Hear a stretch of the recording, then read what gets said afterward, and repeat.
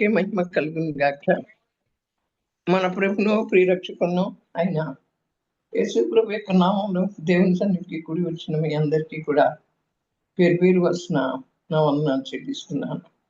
అయితే నా ప్రియమైనటువంటి వాళ్ళరా, పాత సంవత్సరం 2025లో నుంచి 2026లోకి వచ్చాము. పాత సంవత్సరంలో నుంచి కొత్త సంవత్సరంలోకి వచ్చాం.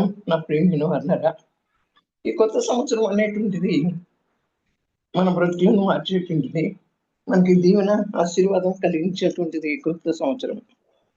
అవును,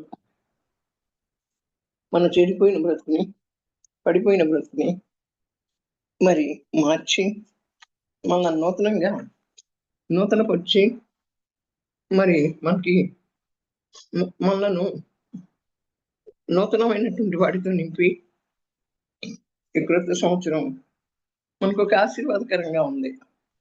ఈ క్రొత్త సంవత్సరం మన జన్మదినం. మనం అంటాం కదా, నూతన సంవత్సరం అనేది కిరీటం ధరింపు చూసామని. అలాగే మనకది జన్మదినంగా కనపడుతుంది. అవును, కనుక చూడండి, ఇది పాత సంవత్సరం నుంచి కొత్త సంవత్సరంలోకి మనం వెళ్ళేటప్పుడు మరి ఏమంటే, కొత్త సంవత్సరం మనకి నూతన పరచబడటానికి ఒక అవకాశాన్ని ఇచ్చింది. పాత సంవత్సరంలో ఎటు తిరిగి మనం నూతన పరచబడలేదేమో. కనుక క్రొత్త సంవత్సరంలో మనం నూతన పరచబడాలి. అయితే మనం అనుకుంటాం కొత్త సంవత్సరం ఎలా ఉంటుందో, కానీ క్రొత్త సంవత్సరం అనుకుంటుందంట మనం ఎలా ఉంటాము అంటే మనమేమనుకుంటామంటే, ఈ క్రొత్త రాబోయే సంవత్సరంలో మేము అనుకున్నవన్నీ నెరవేర్చబడాలి, నేను ఉద్దేశించిన ఉద్దేశాలన్నీ కూడా నెరవేర్చబడాలి, నేను వేసిన ప్లాన్లన్నీ కూడా నెరవేర్చబడాలి అని మనం అనుకుంటాం. కానీ కొత్త సంవత్సరం అంట మనం ఎలా ఉంటామో అని కొత్త సంవత్సరం అనుకుంటున్నాను. ఎలా ఉంటాం మనం? ఇక్కడ ప్రియమైనటువంటి వాళ్ళరా, కాలం తాకితే మనం నూతన పరచబడలేము. కాలము అంటే ఒక సంవత్సరం మనల్ని తాకితే మనం నూతన పరచబడలేము. దేవుడు తాకితే మనం నూతన పరచబడతాం. మనం ఎలా ఉంటామో అని కొత్త సంవత్సరం అనుకున్నాం కదా, మనం దేవుని చేత తాకబడటానికి, నూతనత్వాన్ని పొందుకోవటానికి మనం సిద్ధంగా ఉన్నామా అని చెప్పి ఆ నూతన సంవత్సరం ఎదురు చూస్తూ ఉంటుంది మన కోసం. అయితే డేట్లు మారితే కాదు, మనస్సు మారాలి. అవును, సంవత్సరం మారితే కాదు, మన మనస్సు మారాలి. ఎన్ని సంవత్సరాలు మారుతున్నాయో, ఎన్ని డేట్లు మారుతున్నాయో, అయినప్పటికీ మన మనస్సు మారట్లా. కానీ దేవుడు కోరుకునేది ఏంటి అంటే, మనం నూతన పరచబడాలని దేవుడు కోరుకుంటున్నాడు. చూడండి, 2 కొరింథీ 5:17 కాగా ఎవడైనా క్రీస్తునందున్న ఎడల పాతవి గతించెను, కొత్తవి అంటే వాడు నూతన సృష్టిగా మార్చబడతాడు. పాతవి గతించిపోతాయి, నూతన సృష్టిగా మార్చబడాలి మనం. అవును, మనం ఎవరు? క్రీస్తు యేసు నందు ఉన్న ఎడల. ఎంతకాలం దేవునితో తాకబడకుండా కాలంతో తాకబడతాం? కాలంతో తాకబడితే మనకు నూతనత్వం రాదు, దేవునితో తాకబడితే మనకు నూతనత్వం కలుగుతుంది. అయితే నా ప్రియమైన వాళ్ళరా, మరి చూడండి, ఆ మార్పు అనేటువంటిది మన మనస్సులో రావాలి. తేదీ మార్చడం కాదు, సంవత్సరం మారటం కాదు. మార్పు అనేటువంటిది మన మనస్సులో మార్పు రావాలి. మన మనస్సులో మార్పు వస్తే దేవుడు మనల్ని నూతనపరుస్తాడు. అవును కదా. అయితే మనం క్యాలెండర్ వేసుకుంటాం, నూతన సంవత్సరం క్యాలెండర్ మీద ముఖ్యం ఏది ముఖ్యం? క్యారెక్టర్ ముఖ్యం, మన స్వభావం ముఖ్యం, మన మనస్సు ముఖ్యం, మన హృదయం ముఖ్యం, మన ఆత్మ ముఖ్యం. అవన్నీ కూడా నూతన పరచబడాలని కోరుకుంటున్నారు కదా. ఇదిగో అదే కదా మూలవాక్యం. మీరు నూతన సృష్టిగా చేయబడతారు అంటున్నాడు దేవుడు. మనం నూతన సృష్టిగా చేయబడాలి అంటే, నూతనత్వంలోకి రావాలి అంటే, నా ప్రియమైనటువంటి వాళ్ళగా దేవుడు దగ్గర మనం ప్రయత్నం చేస్తూ దేవుని దగ్గర ప్రార్థన చేయాలి.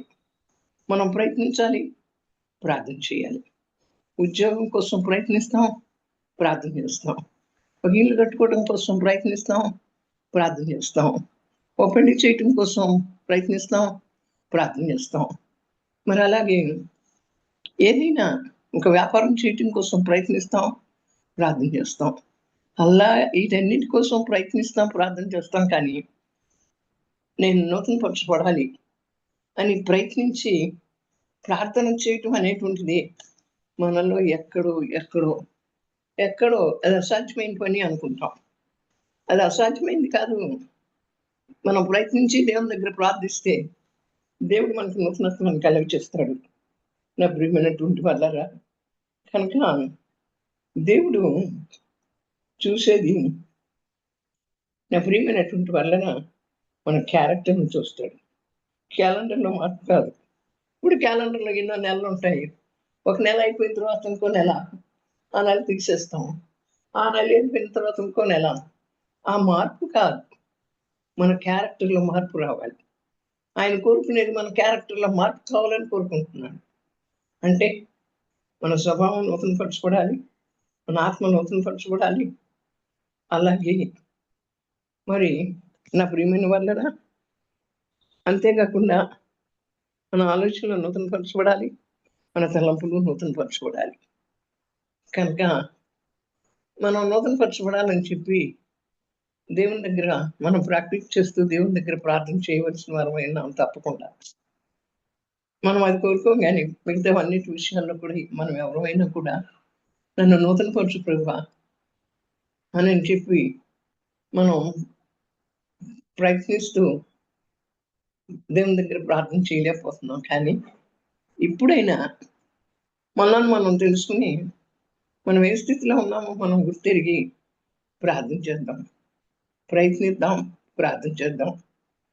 అవును, అందుకే దేవుని యొక్క వాక్యం ఏమని సెలవిస్తుందంటే, యెషయా గ్రంథం నా ప్రియమైన వాళ్ళరా 43వ అధ్యాయం 19వ వచనంలో, ఇదిగో నేను ఒక నూతన క్రియ చేయబోతున్నాను, అది ఇప్పుడే మొలుచును, మీరు ఎరగరా? అరణ్యంలో మరి త్రోవను కలుగచేస్తాను, ఎడారిలో నదులను పారచేస్తాను. ఫస్ట్ చూడండి, ఆయన ఒక నూతన క్రియని చేయబోతున్నాడంట. అది ఇప్పుడే మొలుస్తుందంట. ఆ చేసేటువంటి నూతన క్రియ అది ఇప్పుడే మొలుస్తుంది. మీరు గుర్తించరా దాన్ని? మనం గుర్తించట్లేదు కాబట్టి ఆయన గుర్తించరా అని అడుగుతున్నాడు. ఆ నూతన క్రియ ఏంటో మనలో ఆయన జరిగిస్తామన్నది మనం గుర్తించట్లా. ఏంటయ్యి? ఎడారిలో నదులను ప్రవహింపు చేస్తానంటాడు, అరణ్యంలో మార్గం కలుగ చేస్తాను. అరణ్యంలో మార్గం కలుగ చేయటం అంటే చాలా కష్టమైన పని. ఎడారిలో నదులు ప్రవహింపు చేయటమే, అసలు ఎడారిలో ఏముండదు, అది చాలా క్లిష్టమైన పని. అయినప్పటికీ కూడా అలాంటిది ఆయన, నేను ఒక నూతన క్రియని చేస్తున్నాను, అది ఇప్పుడే మొలుస్తుంది అని చెప్తూ వస్తున్నాడు. అయితే నా ప్రియమైన వాళ్ళరా, ఆ నూతన క్రియ మనం అనుభవించాలి. ఆ నూతన క్రియలో, ఆయన చేసే నూతన క్రియలో మనకు కలిగినటువంటి అనుభవాన్ని పొందుకుంటూ మనం చాలా సంతోషంగా, సమాధానంగా మనం నడవాలి. అది ఆయన యొక్క కోరిక. ఎన్ని సంవత్సరాలున్నా, క్యాలెండర్లే తిప్పేసినా, తారీఖులే మార్చేసినా, మరి అంతేకాకుండా నా ప్రియమైనటువంటి వాళ్ళరా, మరి మన యొక్క జీవితంలో నూతనత్వం రాకపోతే, మన బ్రతుకులు నూతన పరచబడకపోతే, మన చెత్త లాంటి మురికి, కోపం లాంటి, మరి మనం మురికి వారమే, మనం చెత్త అయిన మనలను, మురికిగా ఉన్న మనలను ఆయన తన సరక్తమిచ్చి మనల్ని సంపాదించుకున్నాడు. గత సంవత్సరం ఏ చెత్త, ఏ మురికి మనతో నిండి ఉందో, కానీ ఈ క్రొత్త సంవత్సరం మనకు ఒక దీవెనకరంగా, ఆశీర్వాదకరంగా దేవుడు మన పట్ల నూతన క్రియను ఇచ్చేసి మనల్ని నడిపించబోతున్నాడు. ఆ నూతన క్రియను పొందుకోవటానికి మనం అందరం కూడా సిద్ధంగా ఉండాలి. అదే నా ప్రియమైనటువంటి వాళ్ళరా, అంతకంటే కావాల్సింది ఇంకేం లేదు. ఈ లోకంలో ఏం లేదు అని. అయితే దేవుడు ఆ మాట చెప్తూ ఉన్నారు. ఆ తర్వాత మరి యెహెజ్కేలు గ్రంథం 36వ అధ్యాయం 26వ వచనంలో దేవుని యొక్క వాక్యం ఇలా సెలవిస్తూ ఉంది. యెహెజ్కేలు గ్రంథం 36వ అధ్యాయము 26వ వచనంలో నేను మీకు చెబుతాను ఉండండి లేఖనాన్ని. దేవుడు మనతో మాట్లాడుతున్నప్పుడు మనం చాలా జాగ్రత్తగా ఆ విషయాన్ని మనం చాలా జాగ్రత్తగా కనిపెట్టి ఆయన సన్నిధిలో మనం దాన్ని నేర్చుకోవడానికి, దాన్ని ఆహ్వానించడానికి, దాన్ని అనుభవించడానికి మనం ఏం చేయాలి అంటే, నా ప్రియమైనటువంటి వాళ్ళ మనం చూడాలి.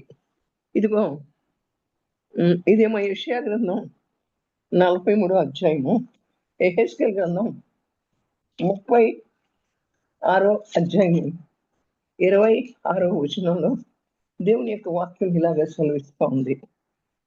యెహెజ్కేలు గ్రంథం 36వ అధ్యాయం 26వ వచనంలో చూద్దాం. చదువుతాను చూడండి.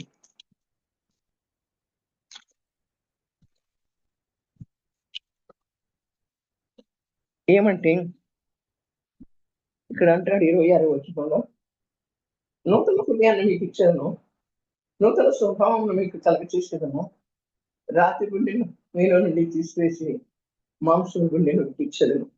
రెండవదిగా చూస్తే నూతన హృదయాన్ని మనకి ఇస్తాడంట, నూతన స్వభావాన్ని మనకు కలగచేస్తాడంట, మనలో రాతి గుండెను తీసివేసి మాంసపు గుండెను మనలో పెడతాడంట.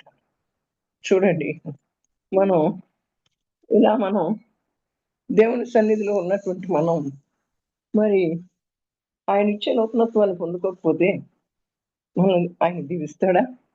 ఆయన మనల్ని ఆశీర్వదిస్తాడా? ఆయన వచ్చి మనల్ని తాకకపోతే మన బ్రతుకులు ఎలా ఉంటాయి? దీవెనకరంగా నూతనత్వాన్ని పొందుకుని ఆశీర్వాదకరంగా ఉంటాయా? నూతన స్వభావాన్ని మీకు ఇస్తాను, నూతన హృదయాన్ని మీకు ఇస్తాను, రాతి గుండెను తీసివేసి మాంసపు గుండెను మీలో పెడతాను అంటున్నాడు. చూడండి, మరి ఇది రెండోది.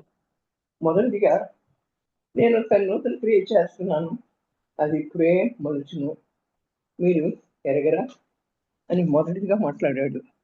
రెండోదిగా నూతన స్వభావాన్ని ఇస్తా అంటున్నాడు, నూతనత్వాన్ని కలగచేస్తాను అంటున్నాడు, రాతి గుండెను తీసేసి మాంసపు గుండెను పెడతాను అంటున్నారు. నూతన స్వభావము అంటే మనలో ఆ రాతి గుండె తీసివేయబడటం, మాంసపు గుండె పెట్టబట్టమే మనలో అది నూతన స్వభావం.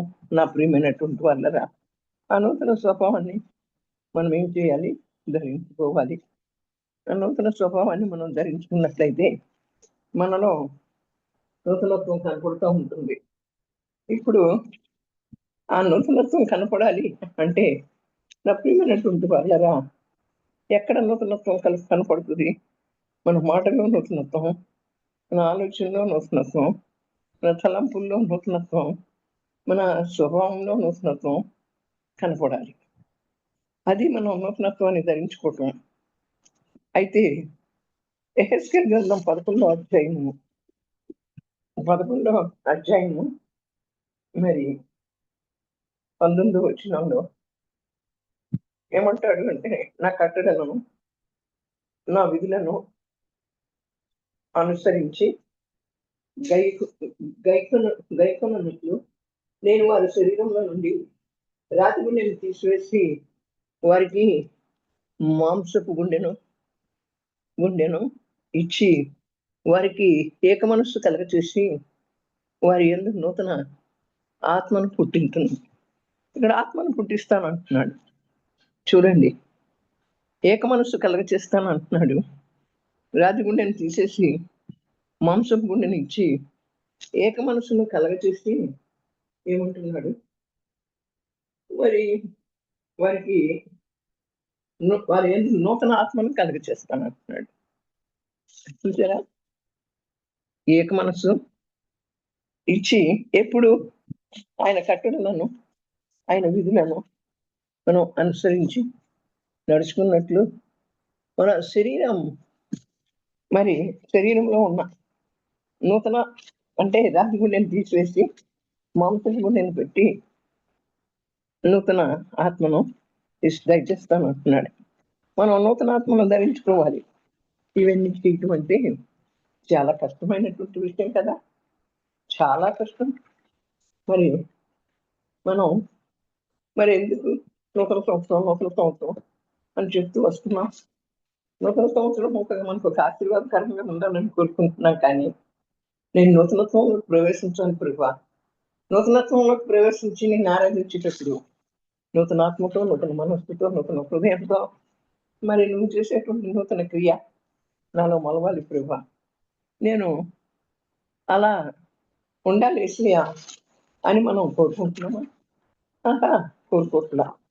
అబ్బా, మాకు ఓకే. మరి ఎలా అంటే క్రొత్త సంవత్సరం అంటే సంబరమే, సంబరమే, సంబరమే, సంతోషమే, సమాధానమే. మనలో ఏ మార్పు లేకుండా, మనలో ఎటువంటి మార్పు లేకుండా ఏమండి మరి ఎందుకు ఏ నూతనత్వం లేకుండా నూతన క్రియ జరిగిస్తానన్నటువంటి దేవుణ్ణి మరి వదిలిపెట్టేసి మరి కాలంతో స్పర్శించబడితే ఏమి లాభం? కాలంతో కాదు స్పర్శించబడాల్సింది, దేవునితో స్పర్శించబడాలి. ఈ క్రొత్త సంవత్సరానికి అది మనం విలువ ఇవ్వాల్సింది.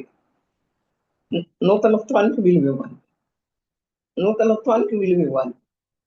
కనుక నా ప్రియమైన వల్లరా అట్టి నూతనత్వాన్ని సంపాదించుకోవాలి. ఆయన ఇస్తామనుకున్నప్పుడు ఆయన దగ్గర మనం మరి ఏం చేయాలి? ప్రాక్టీస్ చేసుకుంటూ మనం దేవుని దగ్గర ప్రార్థించాలి, ప్రయత్నం చేయాలి, ప్రార్థించాలి. ఆ నూతనత్వాన్ని పొందుకోవటానికి మనం ప్రయత్నం చేయాలి, ప్రార్థించాలి. ఇక లోకంతో ఏకమై లోకము స్పర్శిస్తే చాలు అని లోకంతో మమేకమై ఉంటే మనకు నూతనత్వం ఎక్కడి నుంచి వస్తుంది? రోమపత్రిక 12వ అధ్యాయంలో కాబట్టి సహోదరులారా మరి పరిశుద్ధమును దేవునికి అనుకూలమైన సజీవ యాగంగా మీ శరీరమును ఆయనకు సమర్పించుకొనుడు అని దేవుని వాత్సల్యమును బట్టి మిమ్మల్ని బతిమాలుకొనుచున్నాను. ఇటు సేవ మీకు యుక్తమైనది. మీరు ఈ లోక మర్యాదను అనుసరింపక ఉత్తమమును, అనుకూలమును, సంపూర్ణమైన దేవుని చిత్తం పరీక్షించి తెలుసుకున్నట్లు మన మనస్సు మారి నూతన పరచబడినట్లయితే మనం రూపాంతరం చెందుతాం. సంపూర్ణంగా దేవుని చిత్తం ఏదో పరీక్షించి మనం తెలుసుకోవడానికి మన మనస్సు నూతన పరచబడాలి. మన మనస్సు నూతన పరచబడకపోతే మనం దేవుని చిత్తం ఏదో తెలుసుకోలేం. మరి అలా మన మనస్సు నూతన పరచబడినప్పుడు మనం రూపాంతరం చెందుతాం. అది ఏంటి అంటే ఆ రూపాంతరం అనుభవం. ఆయన ఇదిగో నేను ఒక నూతన క్రియ చేస్తున్నాను, అది ఇప్పుడే మీలో మొలుస్తుంది అన్నాడు కదా, అలా జరుగుతుంది. మరి తర్వాత రాతి గుండెని తీసివేసి మాంసం గుండెని పెట్టి ఆయన మనకి తన ఆత్మను ఇస్తాడు. అలాగే మన ఆత్మను నూతన ఆత్మను ఇస్తాడు. అలాగే ప్రియమైన నూతన స్వభావాన్ని కలుగ చేస్తాడు. అట్లా నూతన హృదయాన్ని కలుగ చేస్తాడు. అలా మనం మన మనస్సు మారి నూతనత్వాన్ని పొంది సంపూర్ణంగా ఆయనకు సమర్పించుకుంటే రూపాంతరం చెంది వీటన్నిటినీ ధరించుకుంటాం, వీటన్నిటినీ అనుభవిస్తాం, వీటన్నిటిలోకి మనం ప్రవేశిస్తాం. నూతన సంవత్సరంలోకి ప్రవేశించామని సంతోషించు, కాదంటలా. ఇది తాకితే నీకే నూతనత్వం రాదు. దేవుడు తాకితే ఆశ్చర్యకరమైన నూతనత్వం మనకు కలుగుతుంది. అట్టి నూతనత్వాన్ని మనం పొందుకోవాలి. అట్టి నూతనత్వాన్ని పొందుకొని నూతన సంవత్సరంలోకి ప్రవేశించాం అని సంతోషించాలి. దానికి ఒక సార్థకత ఉండాలి. సంవత్సరాలు వెళ్ళిపోతుంటే ఎట్టా? సంవత్సరాలు గడిచిపోతుంటే ఎట్టా? మరి నా ప్రియమైనటువంటి వాళ్ళరా, అంతే కదా.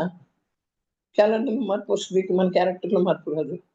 తేదీల్లో మార్పు వస్తుంది, మన మనసులో మార్పు రాదు. సంవత్సరాల్లో మార్పు వస్తుంది, మనం మన మనస్సు మరి నూతన పరచబడి రూపాంతరం చెందదు. మనం రూపాంతరం అనుభవంలోకి ఎప్పుడు వెళ్తాం? ఉన్న సమయం అంతా అయిపోతా ఉంది. దేవుడు రాబోతున్నాడు. దేవుడు రాకడ సమీపంగా ఉంది. ఆయన యొక్క రాకడ, మన యొక్క పోకడ ఎప్పుడో ఏంటో మనకు తెలీదా? సంభవిస్తున్నటువంటి విషయాలన్నీ కూడా అలాగే సంభవిస్తూ వస్తున్నాయి. కనుక మరి నా ప్రియమైన వాళ్ళరా, ఇదిగో పాతవి గతించును, సమస్తము క్రొత్తవైన. ప్రకటన గ్రంథంలో అంటారు 21వ అధ్యాయంలో, సమస్తము నూతనంగా చేయబడతాయి. కొత్త ఆకాశం, కొత్త భూమి. ఆ తరువాత మనకు కూడా ఒక కొత్త పేరు ఉంటుంది అక్కడ. అన్నీ కూడా నూతనంగా చేయబడతాయి. మనకి ఇప్పుడు ఒక పిల్లవాడు బర్త్డే చేసుకుంటుంటే వాడికి పాత బట్టలు వేస్తామా, కొత్త బట్టలు వేస్తామా?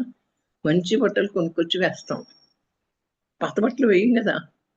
అలాగే పాత సంవత్సరంలో ఎలా ఉన్నామో దాన్ని అంతటినీ కూడా పక్కన పెట్టి ఈ క్రొత్త సంవత్సరంలోకి ప్రవేశించినటువంటి మనం నూతనత్వాన్ని సంపాదించుకోవాలి. వాడు ఎట్లా నూతన వస్త్రాలు వేసుకుంటాడు, మనం కూడా అటువంటి నూతనత్వంలోకి నడిపించబడాలి.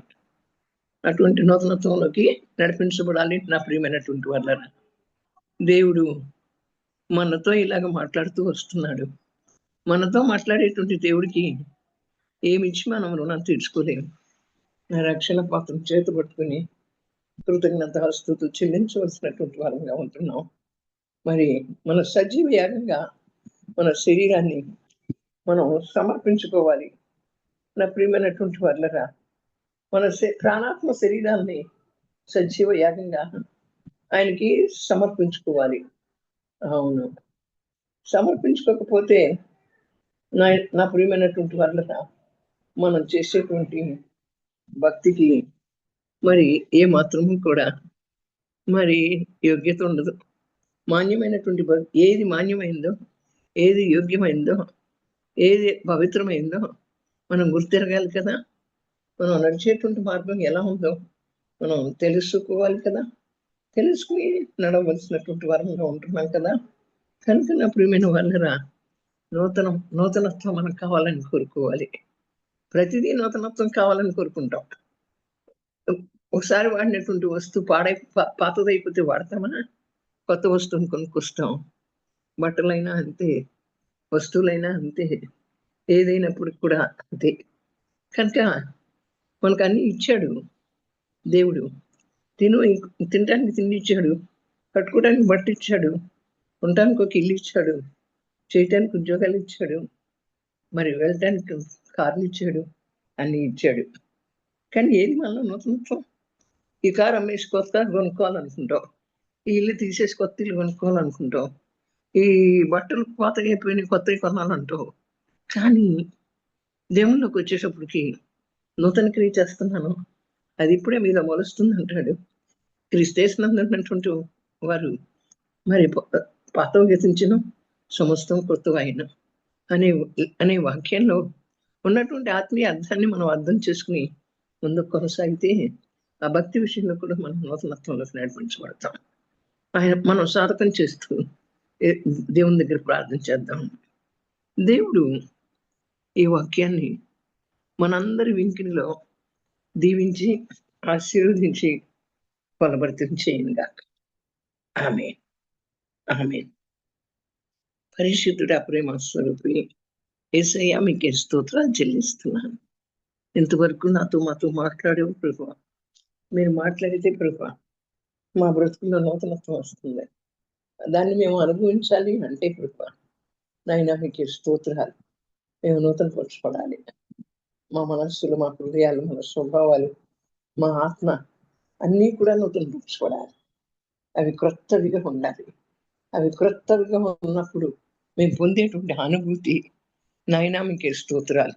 అది గొప్పది ప్రభువా. ఒక కొత్త డ్రెస్ వేసుకుంటే మేము పొందే అనుభూతి ఎంతో. అట్లాగే ఒక కొత్త ఇంట్లోకి వెళ్తే మేము పొందే సంతోషం ఎంతో. ఒక కొత్త కారు కొనుక్కుంటే మేము పొందే ఆనందం ఎంతో. అలాగే మేము ఈ నూతనత్వాన్ని పొందుకున్నప్పుడు ఆ కొత్త అనుభూతులకు మేము ప్రవేశిస్తాను ప్రభా. అట్టి నూతనత్వం నాకును మాకును అందరికీ దయచేయండి ప్రభా. అవును యేసయ్య, మీరు దయచేసే దేవుడు అయినావు ప్రభా. నువ్వు గొప్ప దేవుడు, శక్తిమంతుడవు, బలమైన దేవుడవు.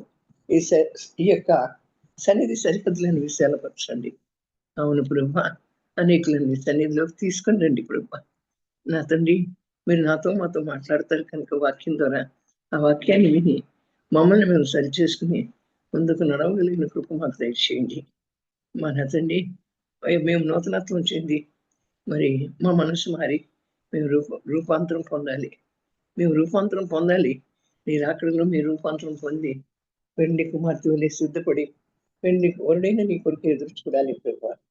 అట్టి కృప భాగ్యం మా అందరికీ దయచేయమని త్వరగా రానైన యేసు ప్రభు యొక్క శక్తి గల నామంలో ప్రార్థించి పొంది అన్నాము తండ్రి. Amen. Amen. Praise the lord.